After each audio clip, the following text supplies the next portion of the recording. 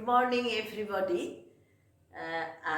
আমি আজকে স্পন্ডিলাইটিসের ব্যায়াম দেখাচ্ছি। ধরুন দেখবেন অনেক সময় মাথা নিচু করলে, নিচু থেকে কিছু তুলতে গেলে মাথাটা কেমন ভারী লাগছে, মাথায় একটা অস্বস্তি, তখনই এই ব্যায়ামগুলো করবেন, দেখবেন উপকার পাবেন। প্রথমেই দেখাচ্ছি কিভাবে করা হয়। এটা কিন্তু খুব সহজ এবং অল্প সময়ে হয়ে যায়। দেখাচ্ছি।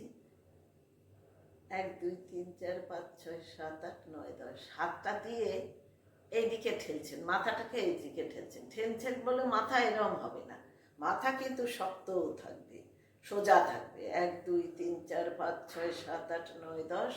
আবার বিপরীত হাতে 1 2 3 4 5 6 7 8 9 10। এবারে সাথে সাথে পেছন দিকে 1 2 3 4 5 6 7 8 9 10। সামনের দিকে ঠেলছেন, মাথাটাকে সোজা রাখছেন, আর এই হাত দিয়ে মাথাটাকে ঠেলছেন আর মাথাটা হাতটাকে ঠেলছেন, এমনি যেন না হবে। 1 2 3 4 5 6 7 8 9 10।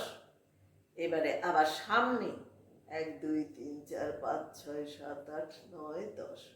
সামনে দিয়ে মাথাটাকে ঠেলছেন আর মাথাটা দিয়ে হাতটাকে ঠেলছেন। এইভাবে 1 2 3 4 5 6 7 8 9 10। এইভাবে 10 বার করবেন। এটা হলো একটা রাউন্ড। মানে যখন করবেন এইভাবে করবেন। 1 2 3 4 5 6 7 8 9 10। 1 2 3 4 5 6 7 8 9 10। এবারে 1 2 3 4 5 6 7 8 9 10। আবার সামনে 1 2 3 4 5 6 7 8 9 10। এইভাবে 10 বার করবেন।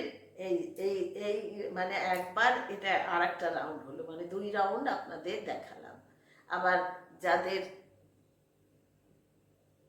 এরকম করতে পারেন, মাথাটাকে নিয়ে হাতের উপর চাপ দিলাম,